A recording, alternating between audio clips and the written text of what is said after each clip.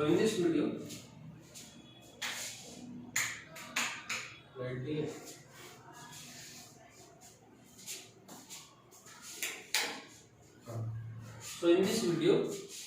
we will try to find out how does enthalpy of formation look like, मतलब उसकी reaction कैसे दिखेगी. So गड़बड़ हो गई. हाँ जी. So now we will identify how does enthalpy of formation looks like. तो हम कैसे करेंगे? तो the definition is मानेगा नहीं, बजाता हो जाएगा और बजा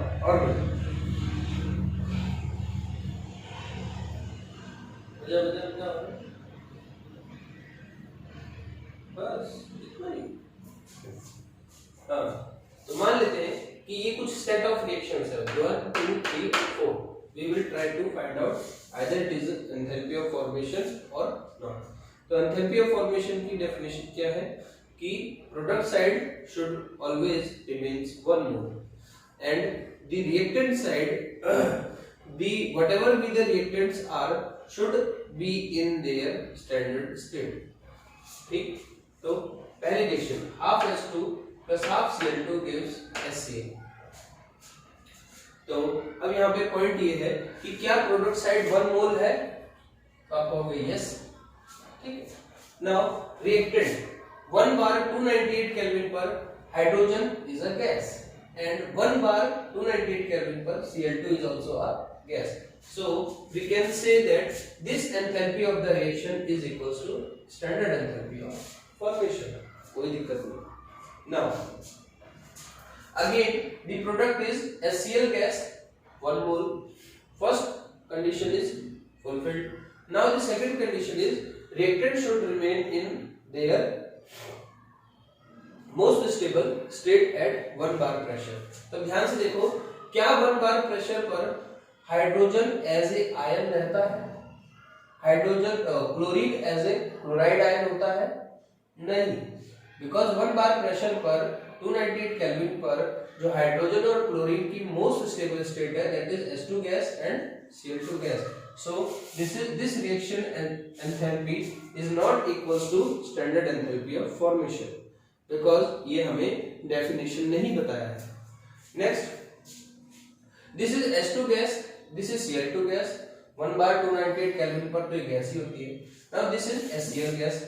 still is it standard enthalpy of formation? आप कहोगे no, because these are 2 moles and we need 1 mole. Next, इस रिएक्शन को देखते हैं. 1 mole N2 gas plus 2 mole H2 gas plus 1/2 mole of Cl2 gas. देखो 1 बार 298 केल्विन पर Cl2 भी gas में है, H2 भी गैस में है और N2 भी गैस में ही एग्जिस्ट करता है. So the product is NH4Cl, यानी कि product is also 1 mole. Yes, now this time we again say that the change of enthalpy of this reaction is equals to standard enthalpy of formation of ammonium chloride NH4Cl. I think now you can identify the reaction is either standard enthalpy of formation or not. Now next part is application. What is the application? What is the use of this topic? Now, so first use is higher the standard enthalpy of formation of a substance. जितना ज़्यादा standard enthalpy of formation high होगा, lower will be its thermodynamic stability. Standard enthalpy of formation जितना ज़्यादा होगा, उतना ही वो उसकी stability कम होगी. यानी कि stability ज़्यादा तो स्टैंडर्ड एंथैल्पी ऑफ फॉर्मेशन कम, स्टेबिलिटी कम तो स्टैंडर्ड एंथैल्पी ऑफ फॉर्मेशन ज्यादा. पहला यूज तो ये हो गया. Hence used to determine thermo stability among isomers और एलोट्रॉप्स. तो हम इसका यूज करके आइसोमर और एलोट्रॉप्स की स्टेबिलिटी भी फाइंड आउट कर सकते हैं. तो इसी के लिए मैंने एक क्वेश्चन लिया है which has negative standard enthalpy of formation. इनमें से किन 2 एलोट्रॉप्स की standard enthalpy of formation is negative, मतलब जीरो नहीं है। जीरो किसकी होगी? अगर मैं कार्बन की बात करूं तो कार्बन के ग्रेफाइट की होगी, अगर मैं ब्रोमीन की बात करूं तो ब्रोमीन के लिक्विड की होगी, because that is most stable considered. Now तो आपको मालूम होगा कार्बन ग्रेफाइट से ज्यादा स्टेबल होता है डायमंड, ठीक है। ब्रोमीन लिक्विड से ज्यादा स्टेबल होता है bromine gas, but phosphorus white से कम ज्यादा स्टेबल होता है फास्फोरस रेड। सॉरी, ये मैंने उल्टा बोल दिया। कार्बन ग्रेफाइट से कम स्टेबल होता है carbon diamond and bromine liquid से कम स्टेबल होता है ब्रोमीन गैस। हाँ, और तो इनका जो स्टैंडर्ड एंथैल्पी ऑफ फॉर्मेशन होगा वो होगा पॉजिटिव, ठीक है, ये होगा अगेन पॉजिटिव। बट अगर मैं बात करूं फास्फोरस की, तो फास्फोरस व्हाइट से ज्यादा स्टेबल होता है phosphorus red and most stable is phosphorus black. तो अब जितना ज्यादा स्टेबल होगा उतनी स्टैंडर्ड एंथैल्पी ऑफ फॉर्मेशन कम होगी। तो हम कह सकते हैं answer is this, phosphorus black की भी नेगेटिव होगी और फास्फोरस रेड की भी नेगेटिव होगी। सो मुझे लगता है इसके समझने में आपको कोई दिक्कत आई होगी।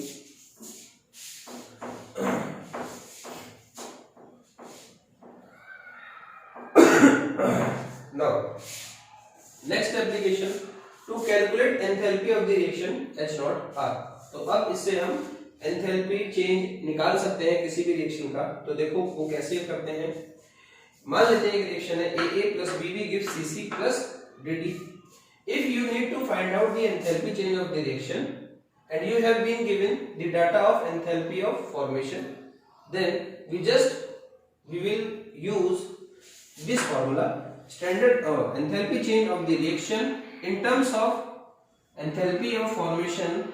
We will use this formula, which is summation of standard enthalpy of formation of product minus summation of standard enthalpy of formation of reactants। इतना ही करेंगे। हमारे पास ये रिएक्शन है CCDD, मैं क्या करूंगा एंथैल्पी चेंज का formula C molar coefficient into standard enthalpy of formation of C plus D molar coefficient into standard enthalpy of formation of D minus, अब रिएक्टेंट के पास जाते हैं A into standard enthalpy of formation of A plus B into standard enthalpy of formation of B। That is how we can calculate enthalpy change of the reaction if the data for standard enthalpy of formation is given। तो इसी को समझने के लिए हमने एक numerical भी use किया है, ये भी शायद थोड़ा और अच्छी अंडरस्टैंडिंग हो। He calculate H0F of CH3OH liquid at 300 Kelvin। ये चाहता है H0F और CH3OH लिक्विड, तो वो हमसे इसका स्टैंडर्ड एंथैल्पी ऑफ फॉर्मेशन निकालना चाहता है। तो हमारे पास एक मेथड तो बिल्कुल सिंपल है जिसमें हम फॉर्मूला यूज करेंगे और आंसर निकालेंगे। तो हमारे पास देखो डाटा किसका दिया हुआ है, हमारे पास डाटा है कार्बन डाइऑक्साइड। देखो ध्यान से देखो, this reaction is standard enthalpy of formation of carbon dioxide because reactant side carbon graphite most standard, oxygen standard and the product is 1 mole, hence this is standard enthalpy of formation of CO2 हमने पहचान लिया। next H2 gas plus half O2 gas both are stable at 1 bar 298 Kelvin and the product is H2O liquid। तो अब क्योंकि यहाँ पे product is 1 mole, then yes we can say that this is a standard enthalpy of formation of what H2O liquid। ठीक है, तो हमारे पास standard enthalpy of formation का डाटा है, वो बताएगा नहीं कि ये इसका डाटा है, हमें खुद ही फाइंड आउट करना पड़ेगा। Now we will use simple formula. तो देखो मैंने वहां यूज करा है CO2 गैस। देखो ओवरऑल रिएक्शन का जो वो है इस रिएक्शन का, हाँ सर उसने ये रिएक्शन जो है CH3OH liquid plus 3/2O2 gas gives CO2 gas plus 2H2O liquid, इसका उसने एंथैल्पी चेंज दे रखा है, ठीक है, दैट इज -750। अब ये enthalpy change of this reaction is equals to standard enthalpy of formation of CO2 summation of standard enthalpy of formation of product minus summation of standard enthalpy of formation of reactant, ये मैं use करूंगा। वहां पे मैंने लिख दिया है, देखो -715 इक्वल्स टू, प्रोडक्ट का सम कर लेते हैं। प्रोडक्ट में क्या है 2H2O, तो H2O का कितना है, H2O का है -285 एंड देयर आर 2 मोल्स। जब 1 मोल का 285 है तो 2 का कितना होगा इंटू 2 प्लस, नेक्स्ट क्या है CO2 है नहीं, हाँ H2O यूज कर। अब CO2 की बात, तो CO2 का कितना है -393, तो यहाँ पे कोएफिशिएंट भी 1 है माइनस। रिएक्टेंट में सबसे पहले CH3OH का standard enthalpy of formation of CH3OH, ये हमें पता नहीं है, हमें निकालना है, प्लस O2। आपको मालूम है standard enthalpy of formation of most stable element remains 0। देखो O2 इज एन एलिमेंट और ये अपनी स्टेबल फॉर्म में, गैसेस फॉर्म में है, तो चाहे कितने भी मोल्स हो, चाहे कैसी भी बात हो, it's standard enthalpy of formation will be 0। वहां पे मैंने लिखा हुआ, ठीक है। तो ये कितना हो गया -715 इक्वल्स टू, ये पूरा आप सॉल्व कर लो, आंसर जो है delta H0F CH3OH liquid is equals to कितना आ रहा है -248। मैथ्स वाला काम मेरा नहीं है, केमिस्ट्री वाला काम मेरा है। यहां तक केमिस्ट्री है, इसके बाद मैथ्स है, आप खुद सॉल्व करो। एक मेथड तो ये है सॉल्व करने का, स्क्रीनशॉट ले लो। एक मेथड और है, अगर आप एग्जाम में जल्दीबाजी में हो, आप डेफिनेशन भूल गए हो, आपको याद नहीं है कि it is either standard enthalpy of formation और कंबशन और लैटिस एनर्जी क्या है नहीं मालूम, भाड़ में। एक शॉर्टकट तरीका है, वो क्या है देखो, we need to find out standard enthalpy of formation of liquid CH3OH liquid. तो सबसे पहले इसका स्टैंडर्ड एंथैल्पी ऑफ फॉर्मेशन के रिएक्शन बनाते हैं। कैसे, ये बना होगा कार्बन से, तो कार्बन का ग्रेफाइट ले लो, प्लस ये बना होगा किससे H2 से, तो यहाँ पे ले लेते हैं 4 है ना, तो 2H2 गैस ले लो, और O2 भी है, तो plus half O2 gas, O2 से 2 कट जाएगा तो O ही आएगा, सही जा रहा हूं, 4C, ठीक।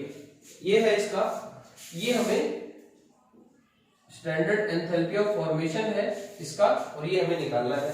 तो अब हम इसे कैसे निकालेंगे, तो हमारे पास 3 इक्वेशन है, 3 इक्वेशन।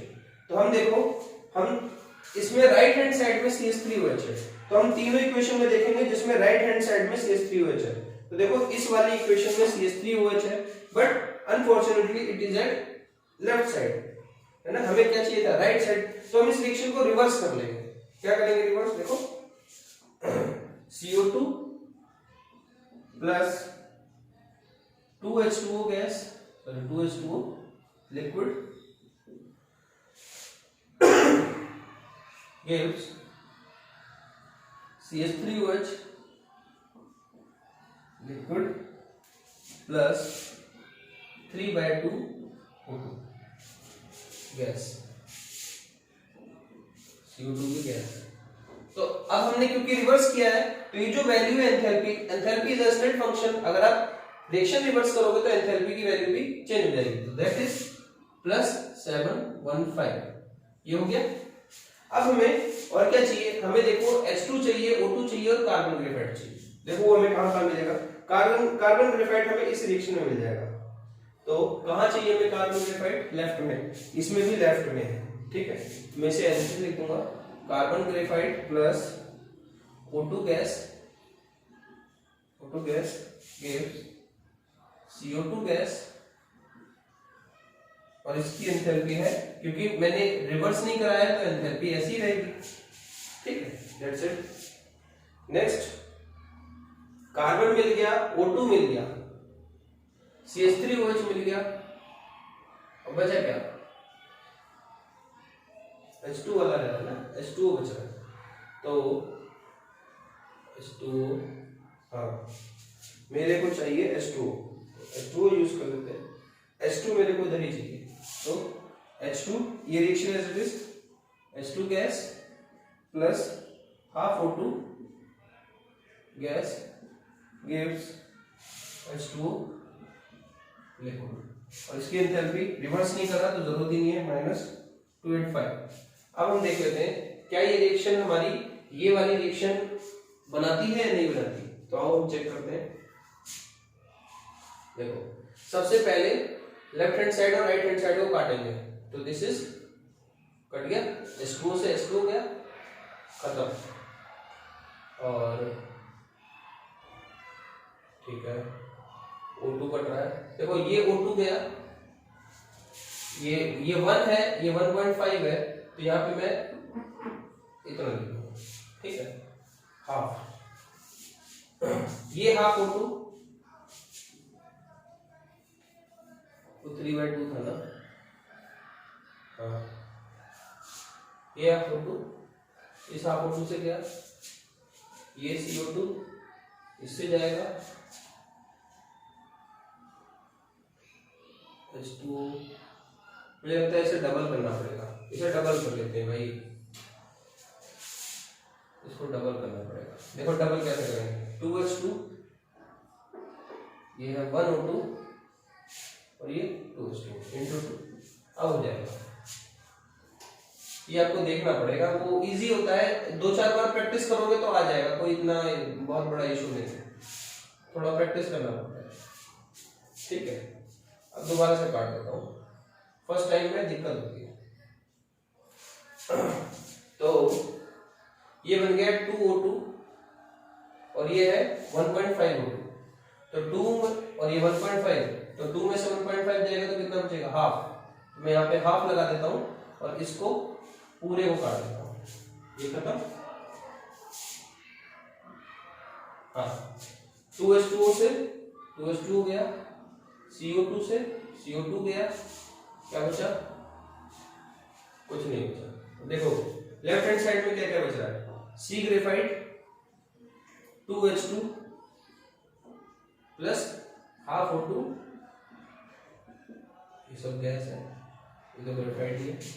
अब राइट हैंड साइड में क्या बचा, CH3OH लिक्विड और बाकी तो सारा गया है, बस। तो अब देखो ये वाली इक्वेशन इससे मैच कर रही है ना, C graphite plus 2H2 gas plus half O2 gas gives CH3OH। तो इसका मतलब हम इन सारी एंथैल्पीज को ऐड कर देंगे, तो आंसर देखो कैसा आएगा, +715 -393 -2510 16 17 415।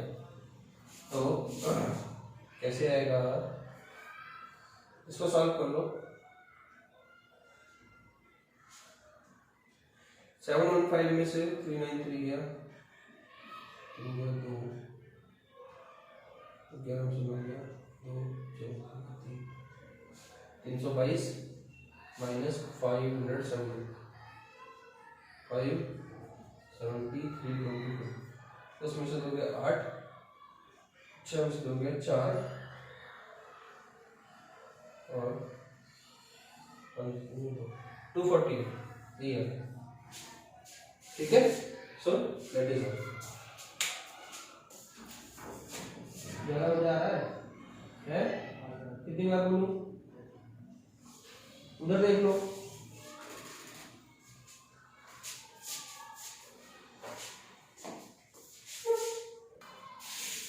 So next is enthalpy of combustion, है ना।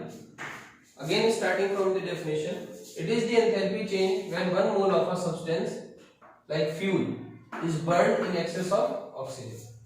यहाँ पे 1 mole substance is going to be burned।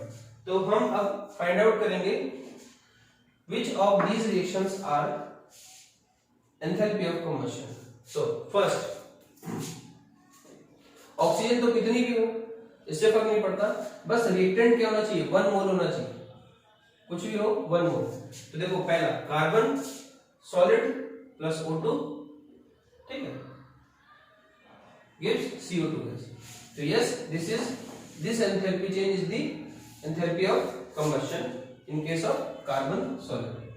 Now second, now CH4 is being combusted in presence of O2, it will also produce CO2 and 2H2।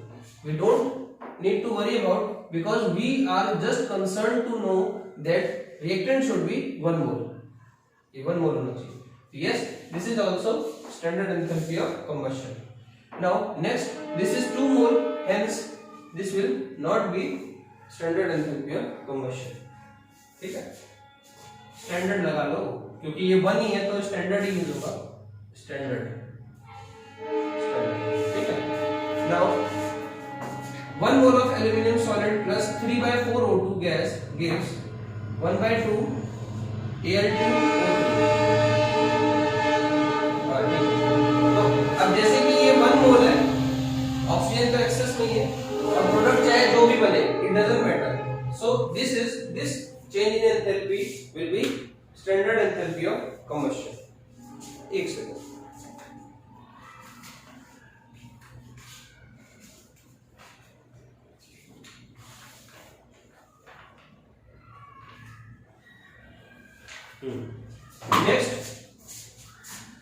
Next is for solid elements, 1 mole of atoms be considered for delta H atom. यानी कि अगर solid की बात करी जाए तो हम उसमें एटम्स कंसिडर करते हैं. For example this is 1 mole sulphur, ठीक है, solid plus O2 gas gives SO2.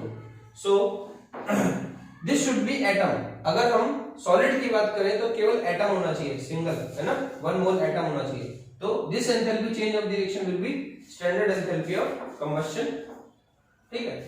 Now as we can see that here it is also 1 mole, but these are S8 molecule.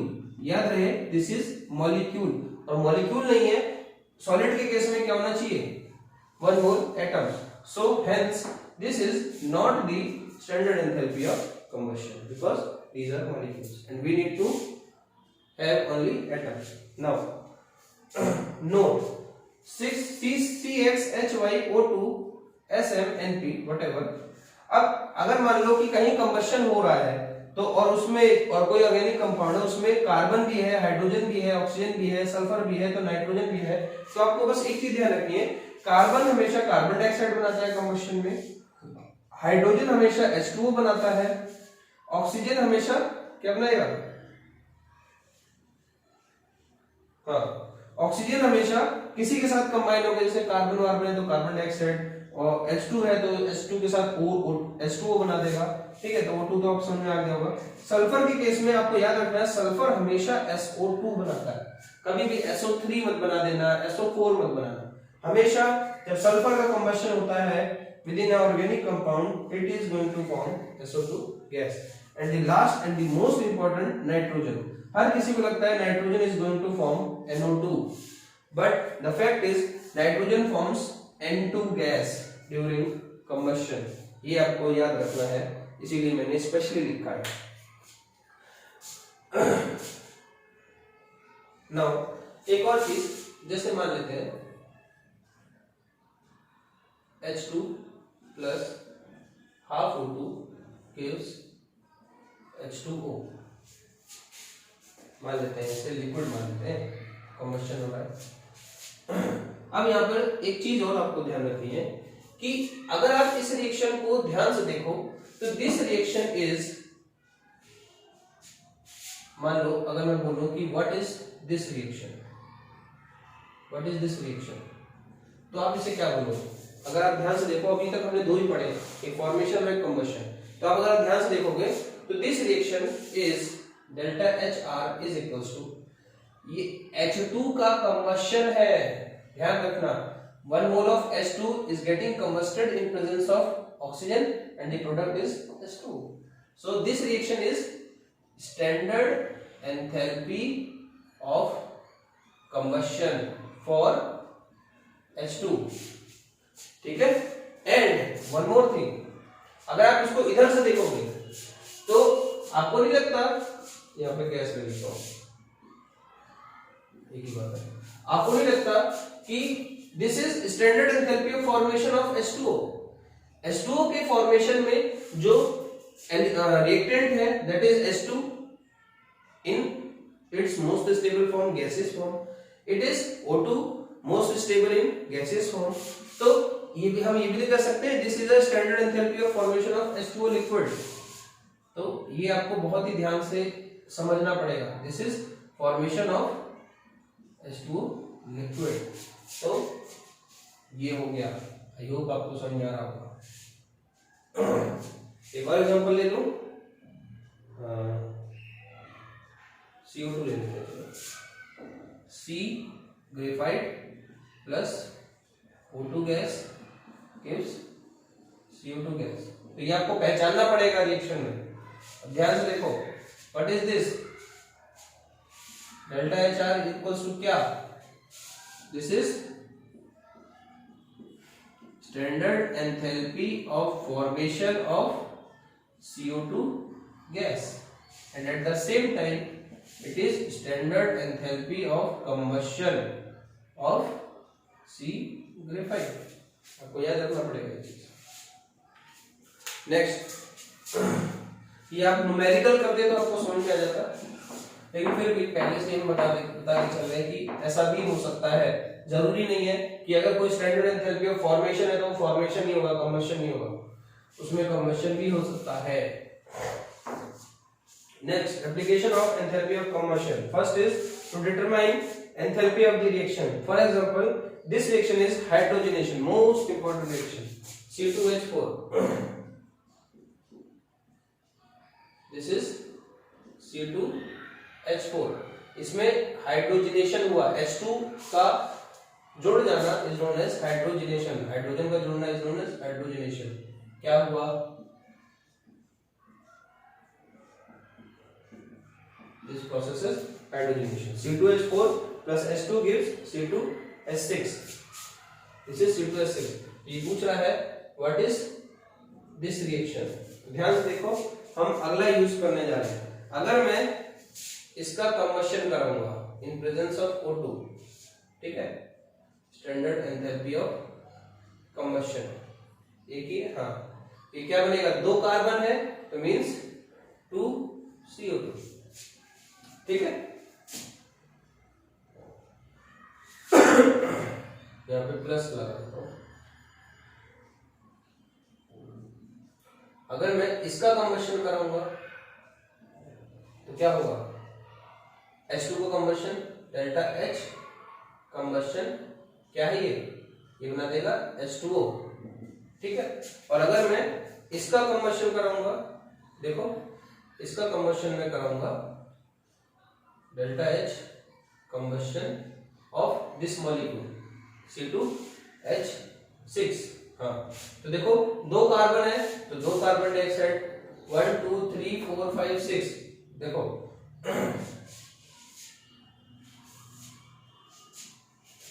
यहाँ पे कितने थे, 1 2 3 4, तो यहाँ पे प्लस 2H2O भी होगा। यहाँ पे सिंगल H2 है तो H2, हाँ ठीक है। तो देखो 2 carbon means 2 carbon dioxide, 1 2 3 4 5 6 hydrogen means 3H2O। देखो 2H2O ये रहा और 1H2O ये रहा। तो देखो ध्यान से कि अगर मैं ऐसे जाऊं तो दिस इज कंबशन, ठीक, और अगर मैं ऐसे जाऊं तो ये इनकी कंबशन है। तो आप ये भी तो कह सकते हो कि डेल्टा HR क्या है, इज द एंथैल्पी, स्टैंडर्ड लगा लेते हैं, स्टैंडर्ड एंथैल्पी ऑफ हाइड्रोजनेशन, समझ में, is the standard enthalpy of hydrogenation. अगर मैं हाँ, इसका हाइड्रोजनेशन हो रहा है, और अगर मैं बोलूं कि ये इसका कंबशन है,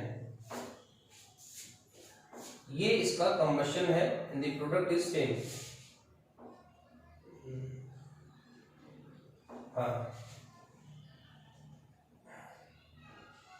और negative of standard enthalpy of combustion of CO2 बन जाएगा।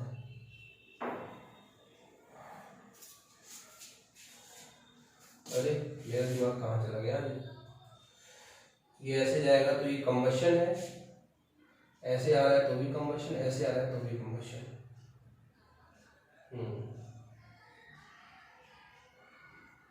हाँ ठीक है, तो बस हाइड्रोजनेशन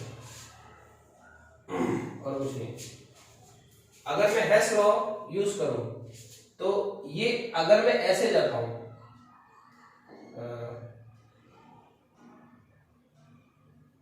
बाहर में जाए ऐसे ही समझ लो, इसमें कंफ्यूजन हो गया मेरे को, थोड़ा सा दिक्कत। फिलहाल अभी इतना समझो कि अगर मैं ऐसे करूंगा कंबशन तो H2O और CO2 H2O प्रोड्यूस होगा, यानी 3H2O प्लस 2CO2। और अगर मैं ऐसे जाऊंगा तो इसका कंबशन करूंगा तो 2CO2 प्लस 2H2O, इसका कंबशन करूंगा H2। अभी फिलहाल इतना समझो। मैं कुछ और समझ रहा था जैसे मैं पिछला वाला एक्सप्लेन कर रहा था, मुझे लगा ये शायद ये भी वही वाला है। चलो हो जाती है मिसअंडरस्टैंडिंग।